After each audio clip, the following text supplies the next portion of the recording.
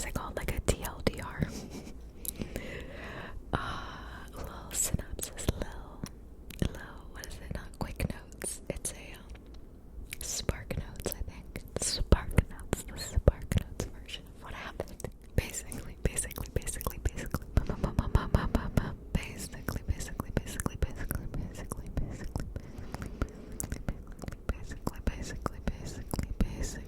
I got, well, let me start off with saying nothing that I say is actually confirmed because the hospital that I had to go to, it was an issue and they were no help. Basically, I just figured all of this out on my own, so keep that in mind.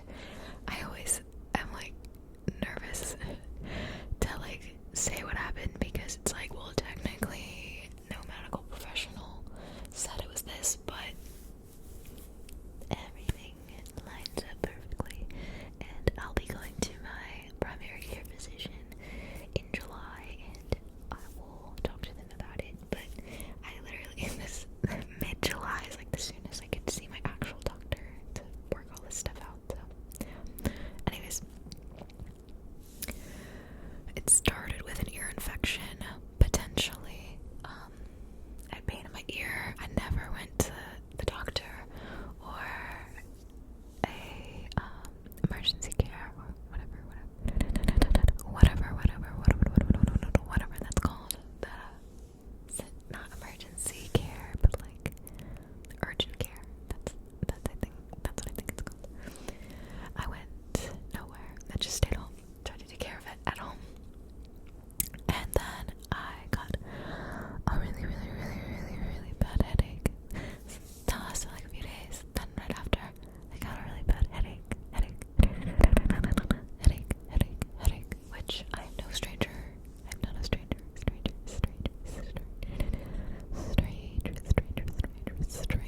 headaches. I get headaches literally all the time.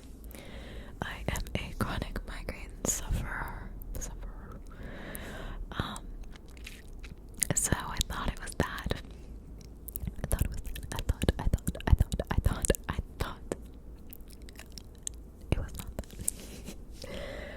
So I lived with it, and then the pain got really bad, like passing out bad, like what's going on bad. I went to the eye doctor for like a normal exam that I had already scheduled weeks prior. I got there, I was doing the exam, I got bad eyes. And I don't know how to explain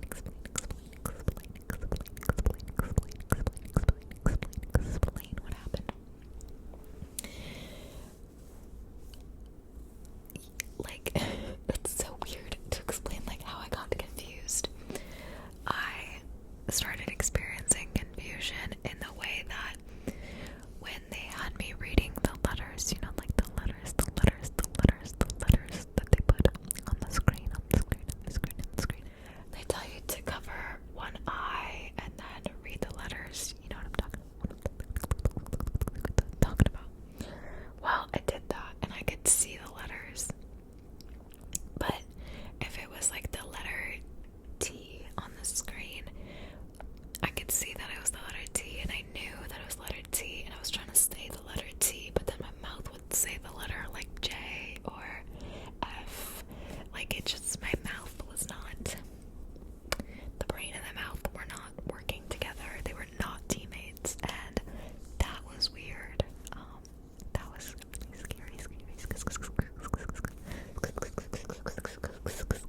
scary. So I immediately after drove to the emergency room.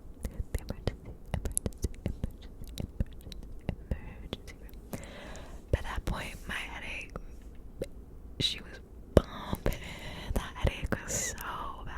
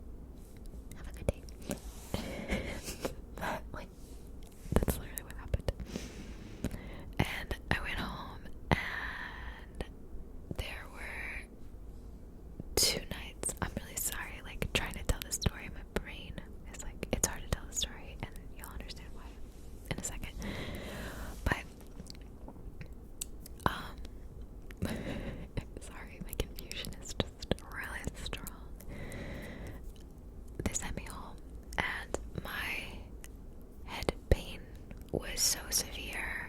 It was so severe. I couldn't get out of bed.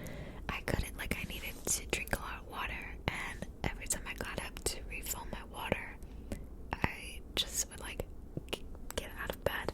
And when I stood up, my head would start throbbing, and then I would just, like, lay on the ground and cry. But crying hurt my head, and it was just bad. And there were 2 nights that I thought I was gonna have to go back to the emergency room because I thought I was gonna die. Like, not even being dramatic. Like I said, I really minimize stuff like this. But I thought I was gonna die 2 different nights. I'm like, I'm by myself dealing with this. So yeah, I thought I was gonna die. I like laid there and was trying to figure out, like, when do I call 911? Because I was too embarrassed to call 911 and, like, need an ambulance to come and get me. Like, I was like, that's really embarrassing. So I didn't want to do it. And then I was like, but if what's happening gets worse, I was overheating. Like, I was starting to catch a really high fever. My head pain was so bad. My neck was stiff. I couldn't move. I couldn't do anything. And I was like, that's so embarrassing now. So I was trying to figure out, like, what if I have a seizure? I need to call 911 before whatever happens gets so bad to the point that I start having a seizure. So I was like, oh, but I survived both nights. Yeah, strong. I'm strong. And after that, I was just like, what the F is wrong with me? I thought that I was just gonna, like, live like this forever. Just the headache that would never go away, and it was absolutely the worst thing in my life. And then after 8 days of that, I started feeling an itty bitty bit better. Like, in the day, I would feel okay, and then as the day went on, I would get worse, and then I just started getting better. And by day 10, I was good. And I was like, wow, that was crazy. And some of you might be like, I know exactly what happened to you. By this point, you're like, I know exactly what happened. And what happened is meningitis. I had meningitis. And again, I never got tested for it because the hospital sent me home and didn't test me for it. And I didn't want to go back there because they would not test me for it again because they are bad. To make that long story short, they're bad. But I kind of just did my own research, and I learned that, yeah, I had viral meningitis, and I survived it, which is cool. My viral meningitis is much more survivable, but I didn't have any, like, medicine help or, you know, anything, so it was surprising that I did as okay as I did, even though I almost, like, died twice. Well, not died, that could be, like, a little bit of exaggeration, but, like, almost needed to go to the hospital because I thought I was going to, like, have a seizure or, you know, become incapacitated. Because, yeah, that would have been really bad if that had happened, because I don't have, like, anyone around that would have, like, helped me. My husband's overseas, so it would have taken him a minute to, like, do anything. But I'm okay. I'm getting better. The only issue now is the lasting mental effects, side effects, long-term effects of meningitis that suck. Like confusion, brain fog, and all these, like, really lovely things. I already have ADHD, and I'm not currently taking any medication for my ADHD, and this meningitis has just made it so much worse. It's so bad right now. I thought after a couple days that I'd be out of this, like, brain fog weirdness, but it's clear that it's not happening. I struggle with communication still. Like in this video, I think I've been doing really good at talking and stuff and not seeming weird. But even my family has pointed out, like, I can text and type good and sound normal, but when I'm talking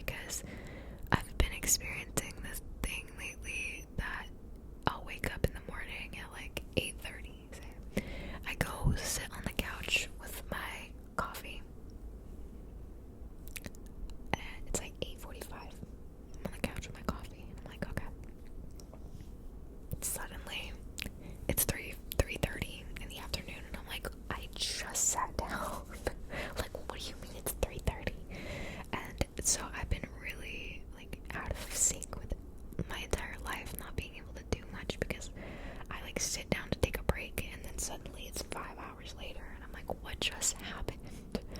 So yeah, that's been not fun. I've been very I don't know the word, frustrated with myself because I really want to get back to my normal self, my normal routine, the normal things, and I just don't feel like myself anymore.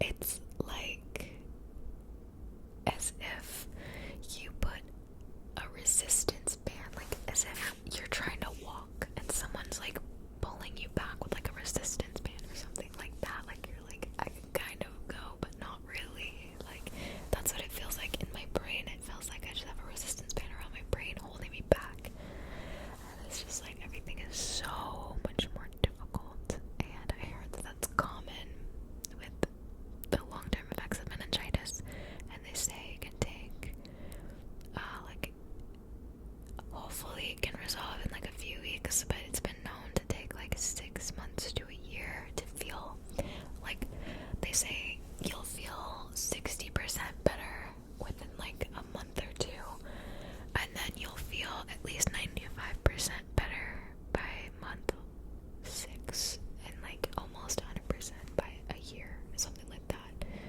So I was like, what? Like I thought I was gonna feel good in like a week, but apparently not. So I'm learning to like, I guess adjust maybe is the right word, to figure out my new normal, and to also come to terms with like what just happened to me. It was really bad, you guys. It was really bad. Thank goodness I had videos like prepared.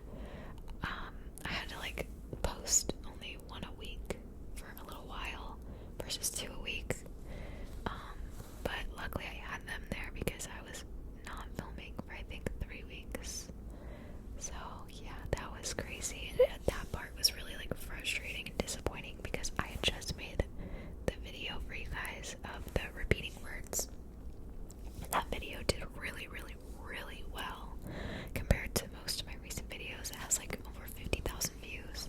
I was like, oh my god, that's so exciting. I'm so excited to like do this again. And then sick. So yeah, that was totally crazy. But after this video, I just wanted to like make this video to like update you guys on the life stuff and what happened to me. And then now I'm gonna get back into the swing of things and try my best to be normal. Yeah, I feel like awkward sometimes in front of the camera. This is my second video. Well, technically my third video that I've filmed since being back. My second one today. And it just feels a little awkward. Like I feel awkward, and then I notice that I'm awkward, and then that makes me more awkward, and then it's a cycle of awkwardness. But I'm gonna try to not be awkward, and I think because I'm having a hard time thinking, I'm having a hard time thinking about the next trigger that I want to do, or like the next thing that I want to do. So I think I'm just gonna have to like pick triggers before I film and then set them next to me, and then I can just refer to whatever is sitting next to me when I start filming. So that might be what I have to do. Usually I just make it up on the spot. I just hit record and then I just figure out what I'm doing from then. So I'll have to change it up, but it'll be okay. Thank you guys so much for your support and your love during all of this, especially all of you that reached out to me on Twitter and sent me a lot of love and well wishes and prayers. I really needed it, and you guys really came through. God really made sure that I was okay and that I survived this and that I am physically